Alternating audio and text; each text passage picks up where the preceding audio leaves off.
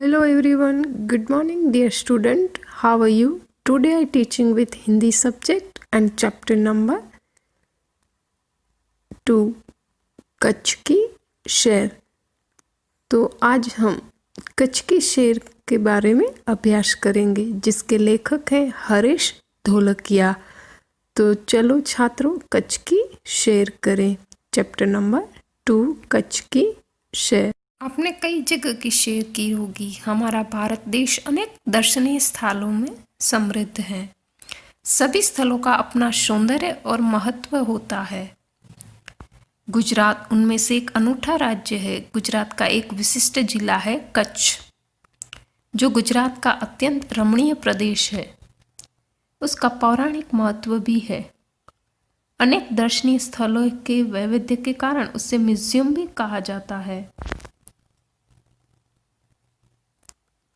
तो क्या चलना है? हाँ, तो चलो जाओ तैयार चलने को कच्छ। ये कच्छ का मैप है जो हमें दिखाई दे रहा है। कच्छ में प्रवेश करते ही हम रेगिस्तान के दो भाग देखने को मिलते हैं, एक छोटा रेगिस्तान और दूसरा बड़ा रेगिस्तान। इन दोनों में रेगिस्तान जैसा कोई लक्षण नहीं दिखाई देता। रेत कहीं नजर नहीं आती, अतः यह अनूठा रेगिस्तान है। सामख्याली को हम कच्छ का प्रवेश द्वार कह सकते हैं। कच्छ की यात्रा यहीं से आरंभ होती है। यहाँ से उत्तर दिशा की ओर यात्रा का प्रारंभ होता है। रापर से धोलावीरा पहुंचते ही हमारी प्राचीन संस्कृति मोहेंजोदड़ो का स्मरण हो जाता है। यहाँ 5000 पुराने अवशेष है। इस प्राचीन नगरी के दर्शन बहुत ही दुर्लभ है। इसमें प्राचीनता में आधुनिकता के दर्शन होते हैं। सामख्याली से पश्चिम की यात्रा करते हैं तो भचाऊ नगर आता है और जहाँ बड़ा गांव है जैसे नगर, वहां से गांधीधाम औद्योगिक कारखानों का शहर है। यहाँ सिंधी प्रजा पाकिस्तान से आकर स्थायी हुई है। गांधीधाम आदिपुर तथा गोपालपुरी उद्योग के कारण विकसित हुए दिखाई देते हैं।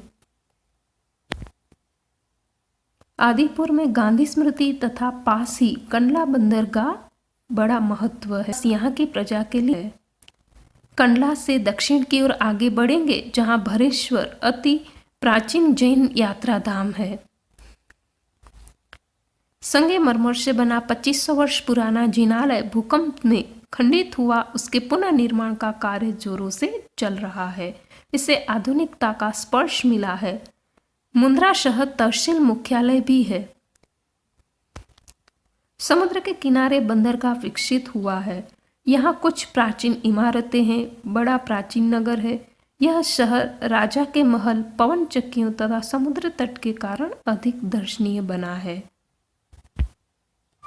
यहाँ VRTI ग्रामीण संस्थाएं हैं, बौद्ध जिनालय है। पास ही बिदड़ा गांव में अंतर्राष्ट्रीय अस्पताल है। मांडवी से नलिया शहर तहसील का केंद्र है। यहाँ वायुसेना का मुख्य अड्डा है। घंटे की यात्रा करने के बाद नारायण सरोवर आप पहुंचते हैं। नलिया से 1 घंटे की यात्रा करने के बाद नारायण सरोवर में, जो एक अति प्राचीन पौराणिक धार्मिक स्थान है, इस स्थान का रामायण काल को माना जाता है। यहाँ कोटेश्वर नामक दर्शनीय मंदिर है जहाँ से रावण गुजरा था। सूर्योदय और सूर्यास्त के दर्शन यहाँ के रोचक रहते हैं। नारायण सरोवर से आगे की यात्रा में लखपत आता है जो अति प्राचीन स्थल है। इस भूमि पर गुरुद्वारा है।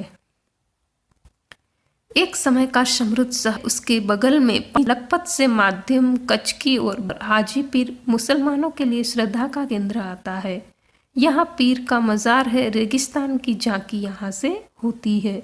रास्ते में माता का मढ़ नामक धार्मिक स्थल है जहाँ नवरात्रि के पर्व पर लोग पद यात्रा करते हुए श्रद्धा भाव से दर्शनार्थ के लिए आते।